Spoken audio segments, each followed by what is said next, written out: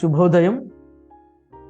క్రీస్తు యేసునందు అత్యంత ప్రియమైన దేవుని బిడ్డలారా, మన రక్షకుడైన యేసుక్రీస్తు యొక్క పరిశుద్ధ నామములో మీకు శుభాలు తెలియజేస్తున్నాను. దేవుడు ఈ దినం మన పిఎల్సి డైలీ బ్రెడ్లో నీతో నాతో దేవుడు జ్ఞాపకం చేస్తున్నటువంటి దేవుని యొక్క మాటని మనం జ్ఞాపకం చేసుకున్నాం. మొదటి యోహాను రాసిన పత్రిక 3వ అధ్యాయం 16వ వచనాన్ని చదువుకుందాం. ఆయన మన నిమిత్తము తన ప్రాణం పెట్టిన గనుక దీని వలన ప్రేమ ఎట్టిదని తెలుసుకొనుచున్నాము. మనము కూడా సహోదరుల నిమిత్తము మన ప్రాణములు పెట్టుబద్ధులమై ఉన్నాము. దేవుని బిడ్డలారా, ఈ మాట మీరు గమనించినట్లయితే మొదటి యోహాను రాసిన పత్రికకి మరొక పేరుంది.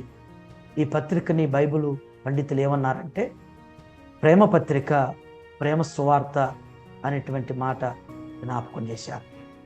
ఈ వచనంలో మనం గ్రహించాల్సినటువంటి గొప్ప మాట ఏంటంటే ప్రేమ, గాడ్స్ లవ్, దేవుని ప్రేమ. దేవుడు మనల్ని ఎంత ప్రేమించాడు అంటే, ఈ దినాల్లో మనం మరి మండల కాలంలో ఉన్నాం. శిలువ ధ్యానాల్ని మన జ్ఞాపకం చేస్తున్నాం. యేసుప్రభు దగ్గరికి వచ్చి ఒక వ్యక్తి యేసుప్రభుని అడిగారు, ప్రభువా నీవు నన్ను ఎంతగా ప్రేమిస్తున్నావు అన్నప్పుడు ప్రభు జ్ఞాపకం చేసిన మాట ఏంటంటే, నీ కొరకు నా ప్రాణం పెట్టినంతగా నిన్ను ప్రేమిస్తున్నానని జ్ఞాపకం చేశారు. ప్రేమ ఎంతటి త్యాగానికైనా మరి వెనకాడదని జ్ఞాపకం చెప్పబడింది. నిజంగా యేసు ప్రభు మనల్ని ఎంత ప్రేమించాడు కాబట్టే ఆయన ప్రాణం పెట్టడానికి కూడా వెనకాడలేదు. ఎంత గొప్ప త్యాగం! నీ కొరకు నా కొరకు యేసయ్య ప్రాణం పెట్టాడు. చివరి రక్తబొట్టు వరకు కూడా ఆయన చిందించాడు. మనం కూడా మన సోదరుల విషయంలో, మన సమాజం, మన చుట్టుప్రక్కల ఉన్నటువంటి వారిని ఈ విధంగా ఇంతగా ప్రేమించాలని చెప్పేసి యేసు ప్రభు జ్ఞాపకం చేశారు.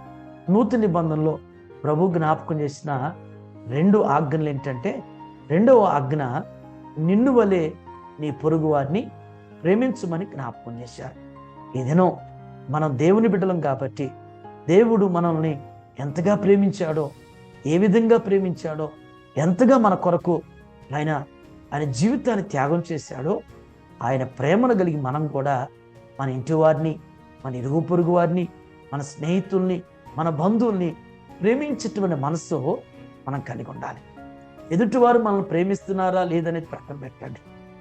మనలో లోపం లేకుండా, మనలో పొరపాటు లేకుండా, మనలో తప్పిదం లేకుండా మనం ప్రేమించి చూపిద్దాం. వారు ఎదుటివారు గ్రహిస్తారు, ఎదుటివారు అర్థం చేసుకుంటారు, ఎదుటివారు పశ్చాత్తాపడతారు. ఆ విధంగా ఈ దినమంతట్లో కూడా మనం వెళ్ళేటువంటి మరి యొక్క పనుల్లోనేమి, బాధ్యతల్లోనేమి, మనం వెళ్ళేటువంటి ఉండేటువంటి స్థలాల్లో, పరిసరాల్లో ఇతరులను మనం క్రీస్తు ప్రేమను బట్టి మనం కూడా ప్రేమించబడ్డులుగా సాగుదాం. అట్టి కృప దేవుడి ఈ దినం నీకు అనుగ్రహించిన గాక.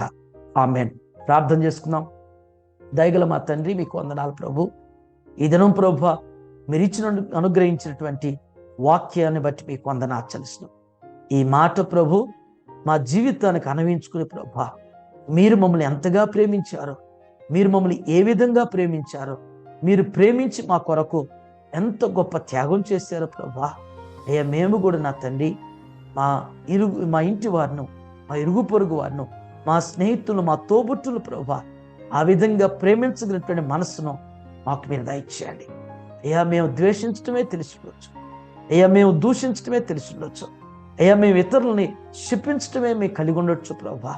ఈ దినం నా తండ్రి ప్రేమలో ఉన్నటువంటి ఆ యొక్క గొప్ప ఆ లక్షణాన్ని ప్రభా మేము ఈ దినం కలిగి ఉండటానికి అయ్యా నీ కుమారునికి, నీ కుమార్తెకు దయచేయండి. దేవా, ప్రేమ ఎంతటికైనా తెగించింది అనేటువంటిది దేవా జ్ఞాపకం చేసేట్టుగా నా తండ్రి మేము కూడా ప్రేమించేటువంటి వారుగా, ప్రేమించబడటమే కాదు ప్రేమించే మనసు మేము కలిగి ఉండటకు మీ సహాయాన్ని దయచేయమని యేసు నామములో ఈ ప్రార్థన మీకు సమర్పించున్నాను తండ్రి. ఆమేన్.